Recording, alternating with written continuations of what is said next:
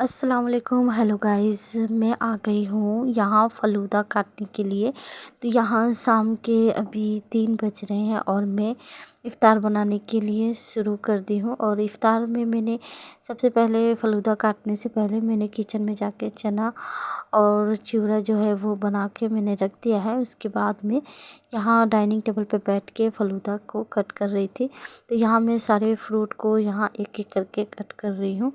और रही बात, आज मैं फ़ालूदा इसलिए कट कर रही हूँ कि आज भाभी नहीं है तो मुझे अकेले सारा काम करना है।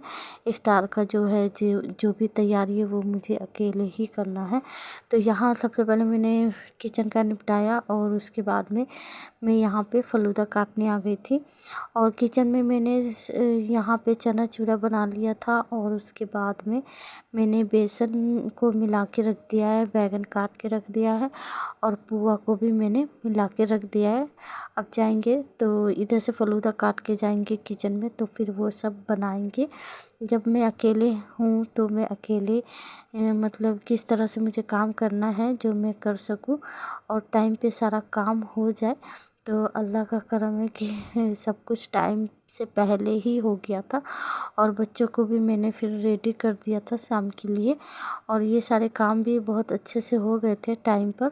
और मैं घबरा रही थी कि पता नहीं इतने दिन बाद मैं अकेले काम कर रही हूँ तो पता नहीं मुझसे हो पाएगा या नहीं।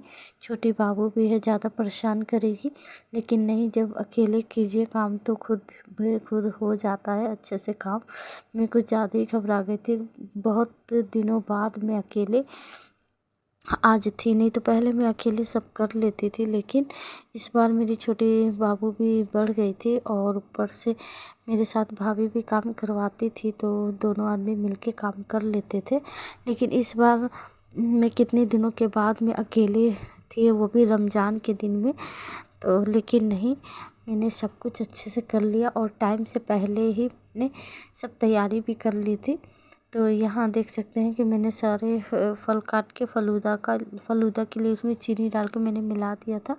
और यहाँ पे मैं तरबूज भी काट रही हूँ क्योंकि फ्रूट में भी बहुत तरह का फ्रूट, सारा जितना भी फ्रूट होता है सब में फ्रूट कट कर रही थी। और उसके बाद मुझे सलाद भी बनाना है, मूंग का अलग और खीरा का अलग बनाना है।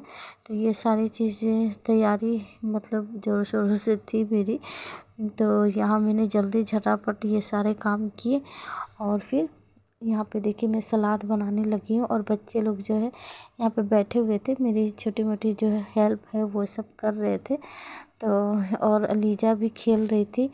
और मैं यहाँ पे डाइनिंग टेबल पे इसीलिए बैठी थी कि अपने बच्चों का भी ख्याल रख सकूँ काम के साथ, क्योंकि बच्चे पे जो है मतलब नज़र जो है हर वक्त रखना पड़ता है, क्योंकि कभी भी कहीं भी चल जाए, क्या कर ले ना कर ले। इस वजह से हर वक्त मेरी नज़र जो है मेरे बच्चों पे ही रहती है। बच्चे बड़े भी हो गए हैं फिर भी उन लोगों पे भी मैं अपनी नज़र रखती हूँ और अपने घर से बाहर बच्चों को नहीं जाने देती, क्योंकि माहौल जो है वो अच्छा है नहीं, इसलिए घर के अंदर ही रहती है। और ज़रूरत भी नहीं पड़ता बाहर जाने का, सिर्फ पढ़ाई के लिए बाहर जाती है, ऐसे घर में रहती है। तो यहाँ देखिए ये मूंग का बनाया मैंने और खीरा का बनाया, सब में मैं नमक और नींबू मिला करके सबको रख दूँगी और इफ़्तार निकालने के वक्त हम इसकी तैयारी करेंगे। तो यहाँ फिर मैं आ गई थी किचन में। ये जो मैंने बैंगनी वैगनी का सब मिला के रखा था उसे छानने की बारी है। तो असर का नमाज़ पढ़ के मैं यहाँ पे आ गई थी छानने के लिए। तो यहाँ बैंगनी और पुआ कचरी सब जितने भी कुछ है वो सब मैंने यहाँ पे बना लिया था और वक्त से पहले सब कुछ बन चुका था।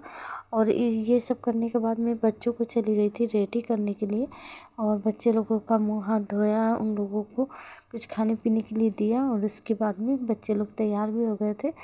और उसके बाद फिर मैंने आराम से इफ़्तार निकाला। और जब मैं ज़्यादा आदमी रहने के बाद भी लगता था कि कितना काम है, जल्दी काम ख़त्म नहीं होता था, एक सेकेंड के लिए भी टाइम नहीं मिलता था। लेकिन आज मैं अकेले ये सब कर रही हूँ तो बहुत टाइम था, पता नहीं क्यों। मतलब ज़्यादा जितना आदमी रहता है उतना ही काम रहता है। अगर अकेले कीजिए तो अपने हिसाब से सारा काम आदमी कर लेता है। और फिर इसके बाद देखिए शाम हो गया था, इफ़्तार का आधा घंटा बच गया था। तो यहाँ मैं इफ़्तार निकालना शुरू कर दी थी। तो यहाँ मैं सबसे पहले जेंट्स लोगों के लिए इफ़्तार निकाल रही हूँ, जो डाइनिंग टेबल पर रख सकूँ। उसके बाद हम लोग अपने लिए निकाल लेंगे। मैं हूँ और मेरे बच्चे लोग हैं, और उधर जेंट्स में पापा हैं और मेरे हस्बैंड और मेरे भैंसुर हैं। तो वो लोग को हम वहाँ पे दे देंगे डाइनिंग टेबल पर, और इधर हम लोग बैठ जाएंगे। तो यहाँ मैं सबके बर्तनों में एक जैसा सब निकाल रही थी। तो यहाँ पोहा है और बैंगनी है और दाल की कचरी है और मिर्चाई का पकोड़ा है, और यहाँ चना चूरा और फलूदा, ये सब कुछ है। आप लोगों ने तो देखा ही है कि मैंने कैसे कैसे तैयारी की है।